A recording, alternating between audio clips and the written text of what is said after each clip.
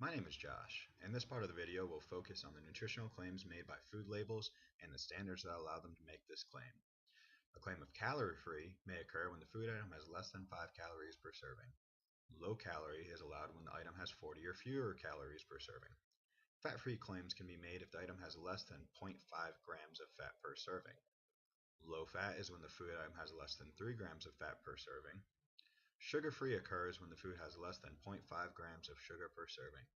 Companies may also use the term "reduced" for cholesterol, fat, or sugar items if the food contains at least 25% less than the original version of the item. When a food company wishes to highlight a nutrient and claim that they are a good source of it, the food must contain 10 to 19% of the nutrition's daily value. A high claim can be made when the food contains at least 20% of the daily value. Often, these foods are useful to meet the daily value of nutrients as required by individuals. Another claim food companies often enjoy employing on their packaging is that of heart-healthy food, a recognition by the American Heart Association for the U.S. Food and Drug Administration. The requirements for this are as follows: total fat less than 6.5 grams, saturated fat 1 gram or less per serving, trans fat 0.5 grams or less per serving, cholesterol 20 milligrams or less per serving. Sodium is dependent on the food type, but it will be between 120 to 480 milligrams per serving. The food must also have a beneficial nutrient with 10% or more of the daily value. These nutrients may include vitamin A, C, iron, calcium, protein, or dietary fiber. Sodium. The average intake for Americans aged 2 or older is 3,436 milligrams.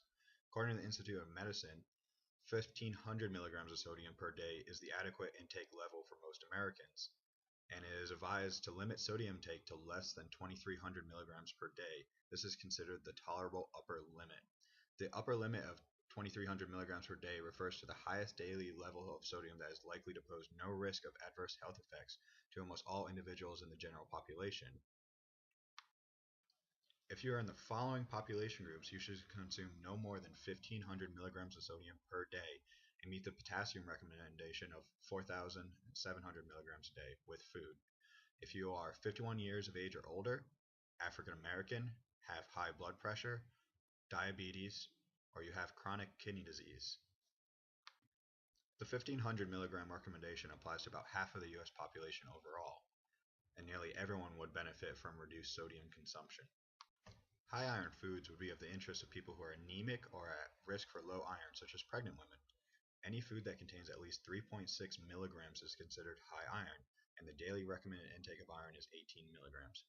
It is important to note that some foods, such as breakfast cereals, are fortified to contain 3.6 milligrams to 18 milligrams per single serving.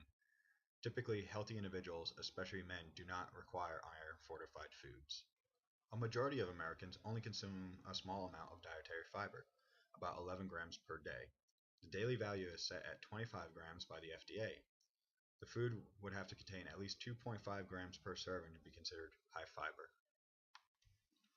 According to the FDA, if there are no claims made about fat, fatty acid, or cholesterol content, the statement of "not a significant source of trans fat" can be used. Otherwise, foods containing 0.5 grams or less of trans fat per serving may declare 0 grams of trans fat. If you remember correctly, this is the exact requirement for a food to be considered heart healthy by the American Heart Association. Food can be labeled as cholesterol-free if it has fewer than 2 milligrams of cholesterol and 2 grams or fewer of saturated fat per serving. It is important to note that foods that are already normally low or free of a nutrient may not make the claim of low or reduced unless they refer to all foods of this type. Only foods that have been specifically processed, altered, formulated, or reformulated to lower the amount of a nutrient or remove it may make this claim. For example, broccoli may be labeled as broccoli, a fat-free food, while Lay's potato chips may have the item labeled low-fat potato chips. Therefore, do not discount some items merely because they do not have such labeling.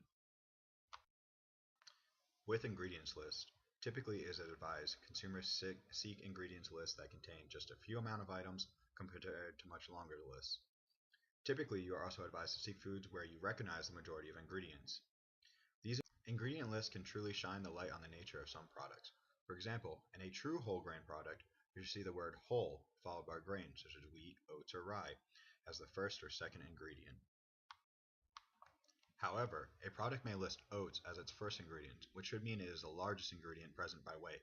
However, this can be obtained by listing sugars separately. Say the list looks like this: oats, sugar, modified cornstarch, honey, brown sugar syrup. You should note that three of those ingredients are sugars, and more than likely sugar is a larger ingredient than oats. What about the term all natural? A survey by the Consumer Reports National Research Center found that 60% of people said they look for the term natural on food labels. What does natural mean as far as food labeling? According to the FDA, it doesn't have a formal definition. In fact, products may use the term as long as there are no artificial ingredients. It is important to remember this since products labeled as natural may not provide any significant health benefits.